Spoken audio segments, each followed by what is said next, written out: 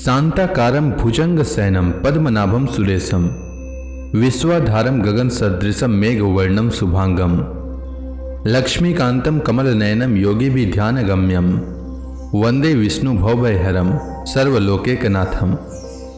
मंगलम भगवान विष्णु मंगलम गरुड़ध्वज मंगलम पुंडरीकाक्ष मंगलाय तनोहरि।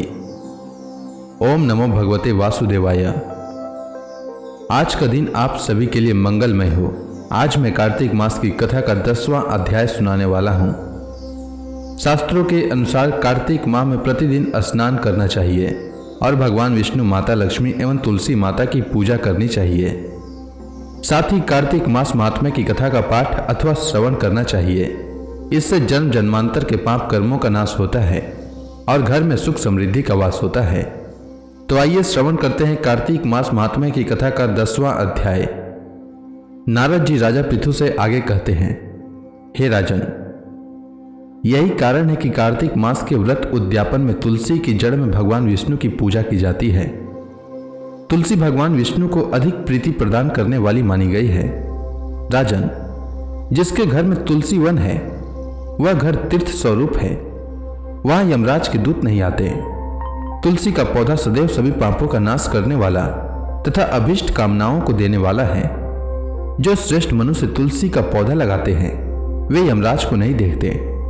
नर्मदा का दर्शन, गंगा का स्नान और तुलसी वन का संसर्ग, ये तीनों एक समान कहे गए हैं। जो तुलसी की मंजरी से संयुक्त होकर प्राण त्याग करता है वह सैकड़ों पापों से युक्त ही क्यों न हो तो भी यमराज उसकी ओर नहीं देख सकते। तुलसी को छूने से कामिक, वाचिक, मानसिक आदि सभी पाप नष्ट हो जाते हैं। जो मनुष्य तुलसी दल से भगवान का पूजन करते हैं वह पुनः गर्भ में नहीं आते, अर्थात जन्म मरण के चक्कर से छूट जाते हैं। तुलसी दल में पुष्कर आदि समस्त तीर्थ, गंगा आदि नदियां और विष्णु प्रभृति सभी देवता निवास करते हैं। हे राजन, जो मनुष्य तुलसी के काष्ठ का चंदन लगाते हैं उन्हें सहज ही मुक्ति प्राप्त हो जाती है और उनके द्वारा किए गए पाप उनके शरीर को छू भी नहीं पाते। जहां तुलसी के पौधे की छाया होती है वहीं पितरों की तृप्ति के लिए श्राद्ध करना चाहिए। जिसके मुख में, कान में और मस्तक पर तुलसी का पत्ता दिखाई देता है उसके ऊपर यमराज भी दृष्टि नहीं डाल सकते। फिर दूतों की तो बात ही क्या करना। जो प्रतिदिन आदर पूर्वक तुलसी की महिमा सुनता है या सुनाता है वह सब पापों से मुक्त हो ब्रह्मलोक को जाता है।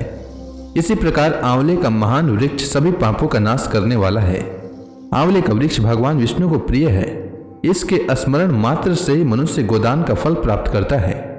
जो मनुष्य कार्तिक में आंवले के वन में भगवान विष्णु की पूजा तथा आंवले की छाया में भोजन करता है उसके भी सभी पाप नष्ट हो जाते हैं। आंवले की छाया में मनुष्य जो भी पुण्य करता है वह कोटि गुना हो जाता है। जो मनुष्य आंवले की छाया के नीचे कार्तिक में ब्राह्मण दंपति को एक बार भी भोजन देकर स्वयं भोजन करता है वह अन्न दोष से मुक्त हो जाता है। लक्ष्मी प्राप्ति की इच्छा रखने वाले मनुष्य को सदैव आंवले से स्नान करना चाहिए। नवमी, अमावस्या, सप्तमी, संक्रांति, रविवार, चंद्र ग्रहण तथा सूर्य ग्रहण के दिन आंवले से स्नान नहीं करना चाहिए। जो मनुष्य आंवले की छाया में बैठकर पिंडदान करता है उसके पितर भगवान विष्णु के प्रसाद से मोक्ष को प्राप्त होते हैं। जो मनुष्य आंवले के फल और तुलसी के दल को पानी में मिलाकर स्नान करता है उसे गंगा स्नान का फल मिलता है। जो मनुष्य आंवले के पत्तों और फलों से देवताओं का पूजन करता है उसे स्वर्ण, मणि और मोतियों द्वारा पूजन का फल प्राप्त होता है। कार्तिक मास में जब सूर्य तुला राशि में होता है तब सभी तीर्थ, ऋषि, देवता और सभी यज्ञ आंवले के वृक्ष में वास करते हैं। जो मनुष्य द्वादशी तिथि को तुलसी दल और कार्तिक में आंवले की छाया में बैठकर भोजन करता है उसके 1 वर्ष तक अन्न संसर्ग से उत्पन्न हुए पापों का नाश हो जाता है। जो मनुष्य कार्तिक में आंवले की जड़ में विष्णु जी का पूजन करता है उसे श्री विष्णु क्षेत्रों के पूजन का फल प्राप्त होता है। आंवले और तुलसी की महत्ता का वर्णन करने में श्री ब्रह्मा जी भी समर्थ नहीं है। इसलिए धात्री और तुलसी जी की जन्म कथा सुनने से मनुष्य अपने वंश सहित भक्ति को पाता है। तब राजा पृथु नारद जी से कहते हैं, हे मुनि श्रेष्ठ, आपने तुलसी के इतिहास, व्रत, महात्म्य के विषय में कहा।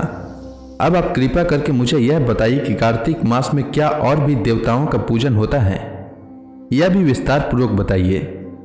नारद जी बोले, पूर्व काल की बात है।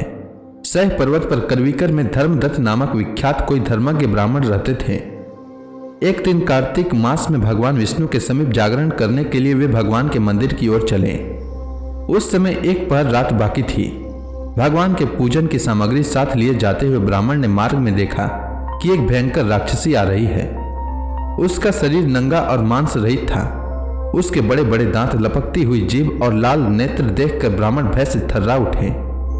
उनका सारा शरीर कांपने लगा। उन्होंने साहस करके पूजा की सामग्री तथा जल से ही उस राक्षसी के ऊपर प्रहार किया। उन्होंने हरि नाम का स्मरण करके तुलसी दल मिश्रित जल से उसको मारा था, इसलिए उसका सारा पातक नष्ट हो गया। अब उसे अपने पूर्व जन्म के कर्मों के परिणाम स्वरूप प्राप्त हुई दुर्दशा का स्मरण हो आया। उसने ब्राह्मण को दंडवत प्रणाम करके इस प्रकार कहा, ब्राह्मण, मैं पूर्व जन्म के कर्मों के फल से इस दशा को पहुंची हूं। अब मुझे किस प्रकार उत्तम गति प्राप्त होगी? धर्मदत्त ने उसे इस प्रकार प्रणाम करते देखकर आश्चर्यचकित होते हुए पूछा, किस कर्म के फल से तुम इस दशा को पहुंची हो? कहाँ की रहने वाली हो? तुम्हारा नाम क्या है और आचार व्यवहार कैसा है? ये सारी बातें मुझे बताओ। उस राक्षसी का नाम कलहा था। कलहा बोली, ब्राह्मण, मेरे पूर्व जन्म की बात है। सौराष्ट्र नगर में भिक्षु नामक एक ब्राह्मण रहते थे। मैं उनकी पत्नी थी। मेरा नाम कलहा था और मैं बड़े क्रूर स्वभाव की स्त्री थी। मैंने वचन से भी कभी अपने पति का भला नहीं किया, उन्हें कभी मीठा भोजन नहीं परोसा, सदा अपने स्वामी को धोखा ही देती रही। मुझे कलह विशेष प्रिय था, इसलिए मेरे पति का मन मुझसे सदा उद्विग्न रहा करता था। अंतोगत्वा उन्होंने दूसरी स्त्री से विवाह करने का निश्चय कर लिया। तब मैंने विष खाकर अपने प्राण त्याग दिए। फिर यमराज के दूत आए और मुझे बांधकर पीटते हुए यमलोक में ले गए। यहाँ यमराज ने मुझे देखकर चित्रगुप्त से पूछा, चित्रगुप्त, देखो तो सही, इसने कैसा कर्म किया है? जैसा इसका कर्म हो उसके अनुसार यह शुभ या अशुभ प्राप्त करे। तब चित्रगुप्त ने कहा, इसका किया हुआ कोई भी शुभ कर्म नहीं है। यह स्वयं मिठाई उड़ाती थी और अपने स्वामी को उसमें से कुछ भी नहीं देती थी। इसने सदा अपने स्वामी से द्वेष किया है, इसलिए यह चमगादुरी होकर रहे तथा सदा कलह में ही इसकी प्रवृत्ति रही है, इसलिए यह वृष्टा भोजी सुकरी की योनि में रहे। जिस बर्तन में भोजन बनाया जाता है उसी में यह सदा अकेली खाया करती थी। अतः उसके दोष से यह अपनी ही संतान का भान करने वाली बिल्ली हो।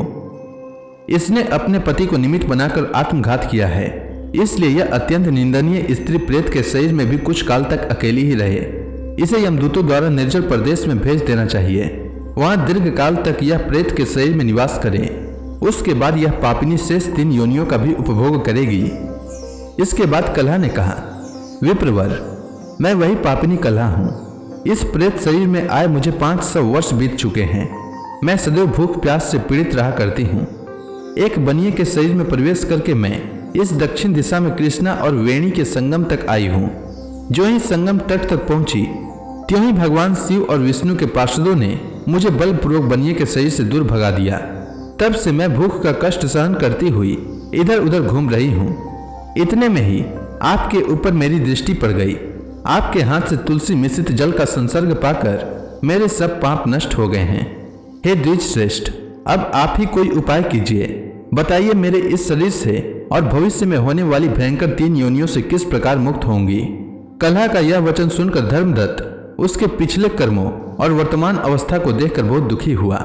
फिर उसने बहुत सोच विचार करने के बाद कहा, तीर्थ में दान और व्रत आदि सत्कर्म करने से मनुष्य के पाप नष्ट हो जाते हैं, परंतु तू तो प्रेत के शरीर में है, अतः उन कर्मों को करने की अधिकारिणी नहीं है। इसलिए मैंने जन्म से लेकर अब तक जो कार्तिक का व्रत किया है उसके पुण्य का आधा भाग मैं तुझे देता हूँ। तू उसी से सदगति को प्राप्त हो जाएगी।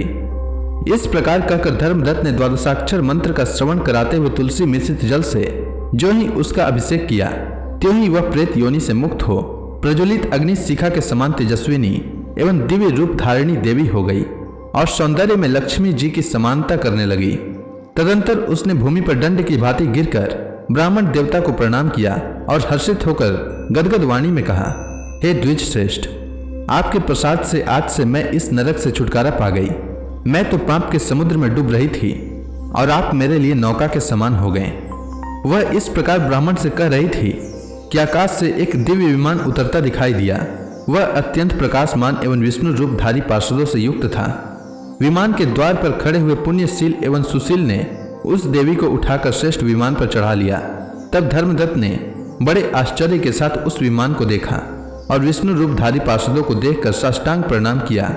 पुण्यशील और सुशील ने प्रणाम करने वाले ब्राह्मण को उठाया और उसकी सराहना करते हुए कहा, हे द्विज श्रेष्ठ, तुम्हें साधुवाद है, क्योंकि तुम सदैव भगवान विष्णु के भजन में तत्पर रहते हो, दीनों पर दया करते हो, सर्वज्ञ हो तथा भगवान विष्णु के व्रत का पालन करते हो। तुमने बचपन से लेकर अब तक जो कार्तिक व्रत का अनुष्ठान किया है, उसके आधे भाग का दान देने से तुम्हें दुगना पुण्य प्राप्त हुआ है और सैकड़ों जन्मों के पाप नष्ट हो गए हैं। अब यह वैकुंठ धाम में ले जाई जा रही है। तुम भी इस जन्म के अंत में अपनी दोनों स्त्रियों के साथ भगवान विष्णु के वैकुंठ धाम में जाओगे और मुक्ति प्राप्त करोगे। धर्मदत्त, जिन्होंने तुम्हारे समान भक्ति पूर्वक भगवान विष्णु की आराधना की है, वे धन्य और कृत्य हैं। इस संसार में उन्हीं का जन्म सफल है। भली भांति आराधना करने पर भगवान विष्णु देहधारी प्राणियों को क्या नहीं देते हैं। उन्होंने ही उत्तानपाद के पुत्र को पूर्व काल में ध्रुव पद पर स्थापित किया था। उनके नामों का स्मरण करने मात्र से समस्त जीव सद्गति को प्राप्त होते हैं। पूर्व काल में ग्रहग्रस्त गजराज उन्हीं के नामों का स्मरण करने से मुक्त हुआ था। तुमने जन्म से लेकर जो भगवान विष्णु को संतुष्ट करने वाली कार्तिक व्रत का अनुष्ठान किया है, उससे बढ़कर न यज्ञ है, न दान और न ही तीर्थ है। विप्रवर, तुम धन्य हो, क्योंकि तुमने जगत गुरु भगवान विष्णु को प्रसन्न करने वाला कार्तिक व्रत किया है, जिसके आधे भाग के फल को पाकर यह स्त्री हमारे साथ भगवान लोक में जा रही है। तो इसी के साथ कार्तिक मास महात्म्य की कथा का 10वां अध्याय पूर्ण हुआ। अब आगे की कथा मैं कल लेकर आता हूँ। तब तक के लिए भगवान विष्णु का नाम लेते रहें। तो प्रेम से बोलिए भगवान विष्णु की जय, भगवान श्री कृष्ण की जय, माता लक्ष्मी की जय, तुलसी माता की जय, समस्त देवी देवताओं की जय।